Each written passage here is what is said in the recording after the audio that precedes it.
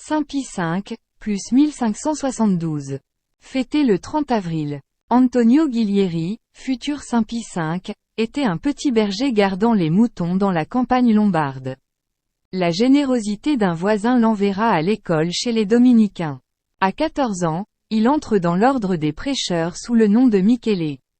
Toute sa vie, il sera fidèle à ses vœux religieux et gardera la pauvreté jusque dans les fastes pontificaux.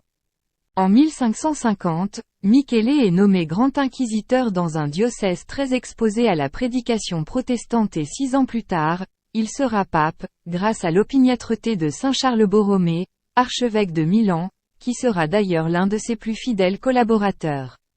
Pie V consacrera son pontificat à l'application, dans toute l'Église, de la réforme catholique définie au Concile de Trente, avec une attention particulière pour les diocèses du Nouveau Monde. Les prêtres doivent donner l'exemple de la pureté des mœurs et du dévouement. Les laïcs doivent fréquenter les sacrements et s'instruire dans la foi.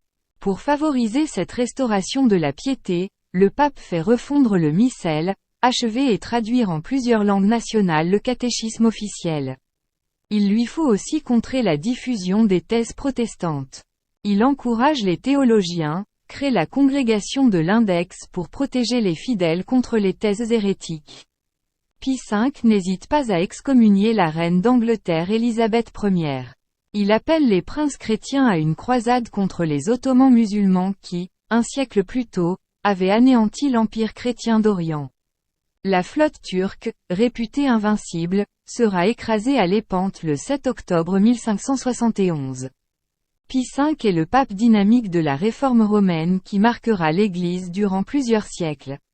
Citation. Je préfère passer à la postérité par des exemples de vertu plutôt que de me trouver, en marbre ou en airain, sur une place publique. Saint Pie V. Seigneur, augmentez mes maux, si vous le jugez bon. Mais augmentez en même temps ma patience. Saint Pie V.